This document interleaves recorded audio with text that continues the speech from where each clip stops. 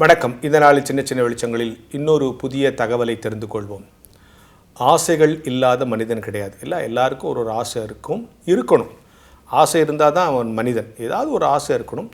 அந்த ஆசையை நிறைவேற நாம் முயற்சிக்கணும். கடவுள்கிட்ட கேட்குறோம் இல்லையா? அப்போது ஒரு யங் பாய்க்கு நிறைய பணக்காரன் ஆகணும், கார் வாங்கணும், பங்களா வாங்கணும் நிறைய ஆசை இருந்துச்சான்.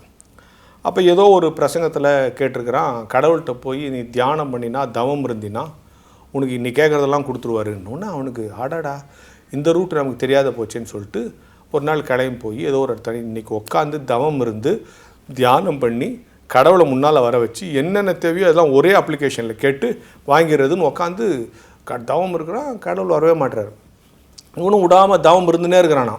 அப்படியே தவம் இருக்க அவனுக்கு அப்படியே தாடி மீசெல்லாம் வளர்ந்து அவனும் ஒரு துறவி மாதிரி ஆகிட்டான். சுற்றி நிறைய பேர் அவனோட சேர்த்தாங்க. அப்படியே ஒரு ஆசிரமம் ஆயிடுச்சு. அவனையே கடவுள் மாதிரி எல்லோரும் வணங்க ஆரம்பித்தாங்க. உடனே இவனும் ரொம்ப நாள் கடவுளுக்காக காத்திருந்து ஆசைக்காக காத்திருந்து பெரிய ஞானம் பிரசங்கெல்லாம் பண்ண இவனே ஒரு ஆன்மீகவாதி சாமியார் மாதிரி ஆகிட்டான். அவனுக்கு எல்லாம் இப்போ அவனே ஒரு துறவி மாதிரி ஆகிட்டான். அவன்கிட்ட எல்லோரும் போதெல்லாம் கேட்க ஆரம்பித்த உடனே திடீர்னு ஒரு நாள் கடவுள் முன்னால் தோன்றி உனக்கு என்ன வேணும்னு கேளு நான் தரேன்னாரான். இப்போ இவன் சொன்னால் நான் இவ்வளோ நாள் நான் வெயிட் பண்ணியிருந்தேன் எவ்வளோ ஆசைங்களை வச்சுக்கின்னு, அப்போல்லாம் வரவே இல்லை, இப்போ எல்லா ஆசையும் எனக்கு போயிடுச்சு, இப்போ என்ன வேணும்னு கேட்குறியே, இது நியாயமா கடவுளே என்னாராம். அது கடவுள் சொன்னாராம், இவ்வளோ நாள் நான் அவங்ககிட்ட வராமல் இருந்தது தடையாக இருந்ததே அந்த ஆசைகள் தான், இப்போ ஆசையெல்லாம் போயிடுச்சு அதனால் நான் வந்துட்டேன்னாராம்.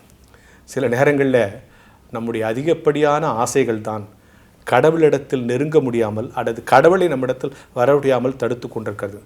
ஆசைப்படுறோம், கடவுள்கிட்ட நிறைய ஆசையை கேட்குறோம், ஆனால் நம்முடைய ஆசைகள் தான் கடவுளிடத்தில் போவதற்கே தடையாக இருக்கிறது என்கிற ஞான வெளிச்சத்தோடு இந்த நாளை தொடங்கும்.